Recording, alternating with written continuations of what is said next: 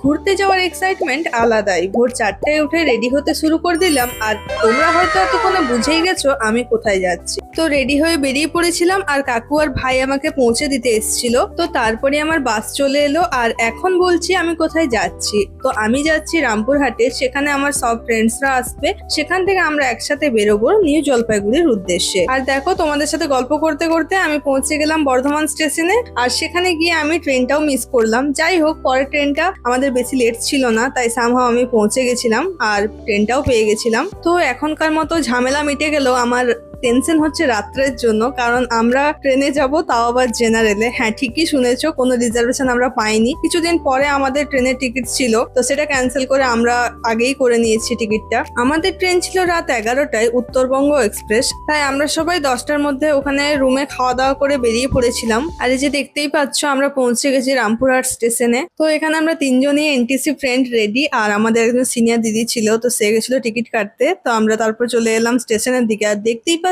কি পরিমাণ ভিড়। তো ফাইনালি আমাদের ট্রেন চলে এলো, আর জেনারেল হলেও আমরা সিটও পেয়ে গেছিলাম। আর দেখতে দেখতে সকাল হয়ে গেল আর আমরা পৌঁছেও গেলাম আমাদের ডেস্টিনেশন। হাই, কি সুন্দর ওয়েদার! পুরুলিয়া বাঁকুড়ার গরম একদিকে আর এখানের ওয়েদার আরেকদিকে, পুরো হিউম্যান লাগছিল। তো তোমরা যারা এনজিপি থেকে ডিরেক্ট সাইট সিন করে হোমস্টেতে যেতে চাও তারা অনেক, তো সেখানে তোমরা ওয়েটিং রুম পেয়ে যাবে 10 টাকা পার হেড পার আওয়ার। সেখানে ফ্রেশ হয়ে আমরাও রেডি হয়ে বেরিয়ে পড়লাম আর ড্রাইভার দাদাকেও ডেকে নিলাম। তো চলো, দেখা হচ্ছে নেক্সট ব্লগে। কোথায় কোথায় ঘুরলাম, কি কি এক্সপিরিয়েন্স হলো দেখতে হলে অবশ্যই পাশে থাকো। ভিডিওটা ভালো লাগলে লাইক আর সাবস্ক্রাইব করতে ভুলো না। টাটা।